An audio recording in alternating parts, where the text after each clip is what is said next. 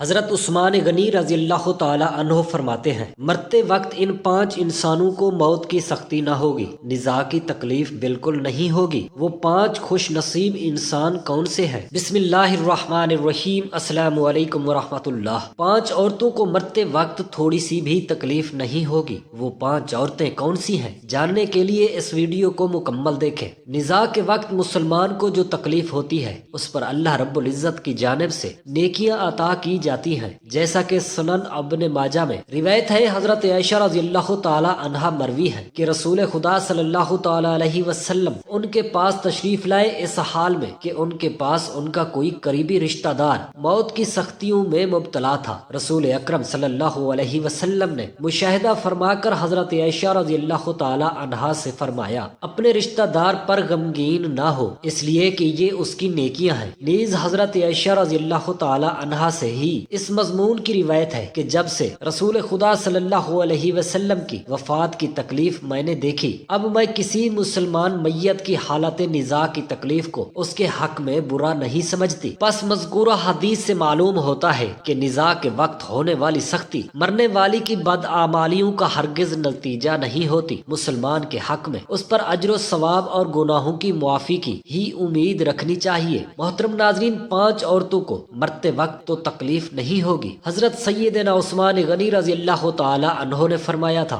دنیا میں 5 لوگ ایسے ہیں جن کو مرتے وقت تکلیف نہیں ہوگی، ان کی روح آسانی سے نکلے گی۔ حالت نزاع انسان کی آدھی روح اندر ہوتی ہے اور آدھی روح باہر ہوتی ہے اور بندہ تکلیف میں ہوتا ہے۔ اس وقت انسان کو پیاس اتنی لگتی ہے کہ انسان یہ چاہتا ہے کہ سمندر کا پانی پی جاؤں، اور اگر بالفرض ساتوں سمندر کا پانی وہ پی بھی جائے پھر بھی اس کی پیاس ختم نہیں ہوگی۔ روح نکلتے وقت انسان کو جو تکلیف ہو رہی ہوتی ہے وہ ناقابل بیان ہے۔ حضرت سیدنا عثمان غنی رضی اللہ تعالی عنہ نے فرمایا، یہ 5 لوگ ایسے ہیں کہ انہیں مرتے وقت ذرا بھی تکلیف نہ ہوگی، یعنی موت آسان ہوگی اور بغیر تکلیف کے ہوگی۔ پوچھا گیا کہ جناب وہ کون سے 5 لوگ ہیں جنہیں موت کی سختی میں بھی نرمی میسر ہوگی؟ تو فرمانے لگے کہ سب سے پہلا شخص وہ جو اپنے ماں باپ کی موت کے بعد، یعنی ماں باپ کے مرنے کے بعد وراثت کا حصہ اپنی بہنوں کو پہنچانے میں جلدی کرتا ہے، یعنی وراثت کا حصہ اپنی بہنوں کو جلد اور بر وقت پہنچاتا ہے۔ ایسا نہ ہو کہ بہن کے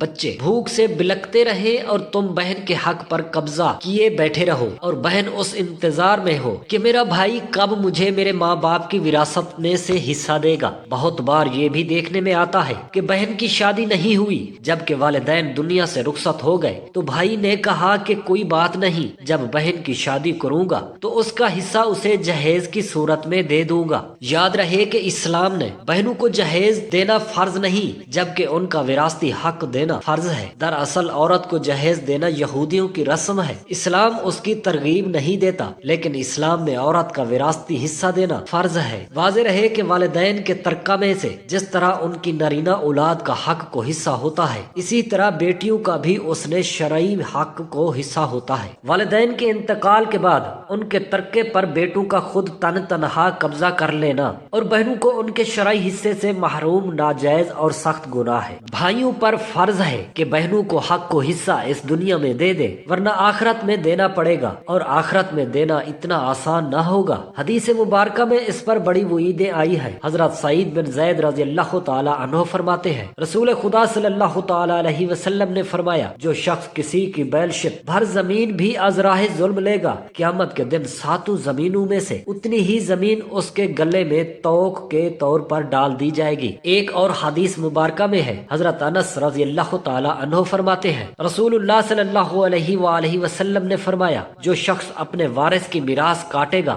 یعنی اس کا حصہ نہیں دے گا، تو اللہ تعالی قیامت کے دن اس کی جنت کی میراث کاٹ لے گا۔ یاد رہے کہ جہیز کی رسم اسلام کی رسم نہیں بلکہ یہودیوں کی رسم ہے، اور اس کا سب سے بڑا نقصان ہے کہ جس طرح یہودی کی عورت کو بغیر جہیز کے کوئی شخص قبول نہیں کرتا تھا، اسی طرح آج اسلام میں بھی عورتوں عورتوں کی شادیوں میں سب سے بڑی رکاوٹ جہیز ہی ہے۔ جہیز نہ ہونا، آدمی کی بیٹی بیٹھی بیٹھی وہی بوڑھی ہو گئی کہ جہیز کا کوئی بندوبست نہ ہو سکا۔ اسی طرح اگر کوئی شخص یہ کہے کہ میں بہن کا وراثت سے حصہ تو نہیں دے سکتا، البتہ جب اس کی شادی کا وقت ہوگا تو جہیز دے دوں گا۔ لہٰذا فرمایا گیا کہ بہنوں کو بر وقت حصہ دینے والے کی روح موت کے وقت بڑی آسانی سے نکلتی ہے۔ ایک عورت کا بھائی جب فوت ہوا تو اس عورت نے بہت اصرار کیا کہ مجھے بھی قبرستان میں لے چلو، میں بھی اپنے بھائی کی قبر پہ جانا چاہتی ہوں۔ خیر، اس کے اتنے اصرار کو قبول کیا گیا اور اسے قبرستان میں اس جگہ لے جایا گیا جہاں اس کے بھائی کی تدفین ہونے والی تھی۔ اس کے دیکھتے ہی دیکھتے میت کو قبر میں اتارا گیا اور اس کے بھائی کو مٹی کے سپرد کر دیا گیا۔ جب دعا کی باری آئی تو تمام عزیز و اقارب کے سامنے اس روتی ہوئی بہن نے آسمان کی جانب اپنے دونوں ہاتھ اٹھائے اور آسمان کی جانب دیکھا، اس کا دل رو رہا ہے، آنکھیں چھم چھم برس رہی ہے۔ اس نے ایک ایسی دعا کی کہ لوگوں کے مردہ ضمیر کو جگا دیا۔ روتی ہوئی بہن نے آسمان کی جانب دیکھ کر فریاد کی، اے میرے اللہ، اے میرے مالک، اے انصاف کرنے والے، آج میرا بھی انصاف کر دے۔ رو رو کر کہنے لگی، میرے مالک، تم میرے اس ظالم بھائی کو اپنی رحمت سے دور رکھنا، ایسے دور رکھنا جیسے اس نے میرے والدین کی وراثت سے مجھے دور رکھا ہے۔ میرے بچے بھوک سے بلکتے رہے لیکن اس ظالم کو میرے بچوں پر ذرا بھی ترس نہ آیا۔ میں اپنے بچوں کو حرام جانور کا گوشت کھلانے پر مجبور ہو گئی۔ میرے بچوں نے بڑی ہی غربت کی زندگی گزاری ہے، جبکہ میرے اس ظالم بھائی کو کبھی بھی حیا نہ آئی، کبھی بھی رحم نہ آیا کہ میں اپنی بہنوں کی وراثت کا جو ان کا حق ہے اسے ادا کروں۔ اے میرے مالک، تو آج انصاف کر دے، اور جس طرح سے اس نے میری وراثت کے حق سے مجھے دور رکھا ہے اسی طرح تو اسے اپنی رحمت سے دور کر دے۔ تو محترم ناظرین، صرف ایک لمحے کے لیے دل پر ہاتھ رکھ کر یہ سوچئے کہ جب تم اپنی بہنوں کو ان کی وراثت کا حق ادا نہیں کرو گے تو کیا تمہاری بہنیں تمہاری مغفرت کی دعا کریں گی یا جہنم کی دعا کریں گی؟ بہن کے لیے ظالم بن کے مرو گے یا مظلوم بن کے؟ محترم ناظرین، بہن کا حق کھانا ایسا ہے جیسے خنزیر کا گوشت کھانا۔ دوسرا وہ شخص جس کی روح مرتے وقت بڑی ہی آسانی سے نکلے گی، فرمایا کثرت سے صدقہ کرنے والا شخص، یعنی ایسا شخص جو اللہ اور اس کے رسول صلی اللہ علیہ وسلم کی رضا کے لیے اپنے مال و دولت میں سے یوں صدقہ کرتا ہے کہ جب وہ اپنے ایک ہاتھ سے کسی کو دیتا ہے تو دوسرے ہاتھ کو پتہ بھی نہ چلے۔ یعنی دوسرا انسان وہ ہے جو کثرت سے صدقہ کرے گا تو اس کو موت کے وقت اس کی روح آسانی سے نکلے گی اور جان نکلنے کا عمل اس کے لیے تکلیف دہ نہیں ہوگا۔ نمبر 3، ایسا انسان جو اپنی فیملی سے اچھا سلوک کرنے والا ہے، یعنی اپنے ماں باپ، بیوی بچوں اور بہن بھائیوں سے نرم دلی کا رویہ رکھنے والا ہے، اپنے بیوی بچوں سے پیار کرنے والا ہے، حلال کا لقمہ کما کر اپنی بیوی بچوں کی کفالت کرنے والا ہے۔ بزرگان دین فرماتے ہیں کہ جب رزق تنگ ہونے لگے تو دسترخوان کو وسیع کر لیا کرو، یعنی اپنی بیوی بچوں پر خرچ کرنا بھی صدقہ ہے، انہیں کھلانا پلانا صدقہ ہے۔ لہٰذا ایسا شخص جو اپنی فیملی پر خرچ کرتا ہو اور ان سے حسن سلوک کرتا ہو تو جب وہ دنیا سے رخصت ہوگا تو اس کی روح نکلنے میں آسانی ہوگی اور اسے کوئی تکلیف نہ ہوگی۔ اسی طرح حضرت سیدنا عثمان غنی رضی اللہ تعالی عنہ نے، جو شخص یہ سوچ کر نماز ادا کرتا ہے کہ جو نماز کو ادا کر رہا ہے وہ میرے نبی صلی اللہ علیہ وسلم کی آنکھوں کی ٹھنڈک ہے، نماز دین کا ستون ہے، نماز مومن کی معراج ہے، اسلام و کفر میں تفریق ہے، تو 5 وقت کا نمازی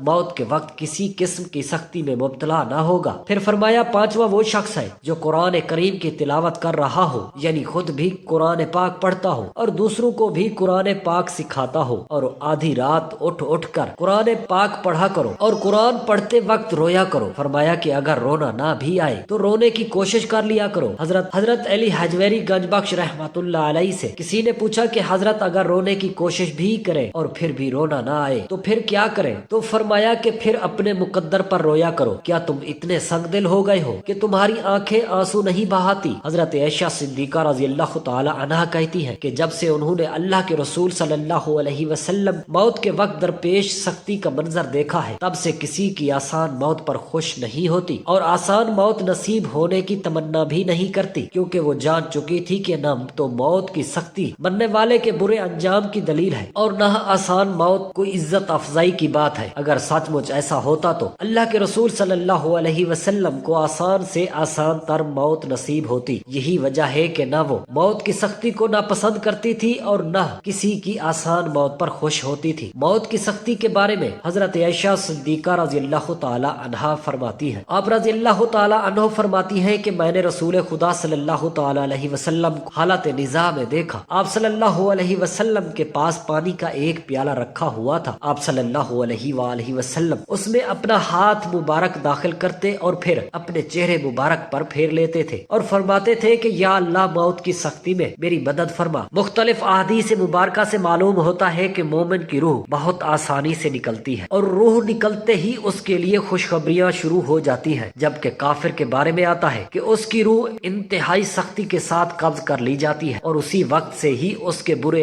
احوال شروع ہو جاتے ہیں۔ البتہ متعدد احادیث مبارکہ میں یہ بھی مرکوز ہے کہ اللہ تعالیٰ نے موت کے اندر ایک ایسی شدت اور سختی رکھی ہے کہ اس کا احساس دنیا سے جانے والے ہر شخص کو ہوتا ہے، خواہ وہ نیک ہو، مسلمان ہو یا بد ہو یا کافر ہو، لیکن مومن پر جو تکلیف آتی ہے وہ اس کی گناہوں کی معافی اور درجات کی بلندی کے لیے ہوتی ہے، جبکہ کافر پر جو تکلیف اس کے بدعمالیوں کی سزا کے طور پر آتی ہے۔ چنانچہ ایک حدیث میں آتا ہے کہ مومن گناہ کرتا ہے، اس وجہ سے اس پر موت کے وقت سختی کی جاتی ہے تاکہ اس کے گناہوں کا کفارہ ہو سکے، اور کافر بھی نیکی کے کام کرتا ہے تو اس پر اس کی موت کے وقت کچھ آسانی کر دی جاتی ہے تاکہ اس کے ان اچھے کاموں کا بدلہ ہو۔ اس حدیث سے یہ بات معلوم ہوتی ہے کہ ہر شخص کی موت اس کی دنیا میں کیے گئے اچھے اور برے اعمال کے مطابق ہوتی ہے۔ تاہم حضرات علماء کرام اور محدثین رحمۃ اللہ علیہ نے یہ لکھا ہے کہ مومن کو جو بھی تکلیف ہوتی ہے، خواہ وہ تکلیف اس کی گناہوں کی بخشش کے لیے ہو یا اس کے درجات کی بلندی کے لیے ہو، وہ حالت نزاع عین روح نکلتے وقت سے پہلے ہوتی ہے، اور جب اس کی روح نکل رہی ہوتی ہے تو اس وقت اللہ تعالیٰ اس کی تمام تکالیف کو دور فرما کر سہولت اور آسانی سے روح قبض کر لیتے ہیں اور مرنے والے مراحل بھی آسان فرما دیتے ہیں۔ واللہ عالم۔ اللہ تبارک و تعالیٰ سے دست ادب دعا ہے میرے تمام مسلمان بہن بھائیوں کے بچوں کو اللہ تعالیٰ اپنے حفظ و امان میں رکھے، آمین یا رب العالمین۔ جزاک اللہ خیرا کثیرا۔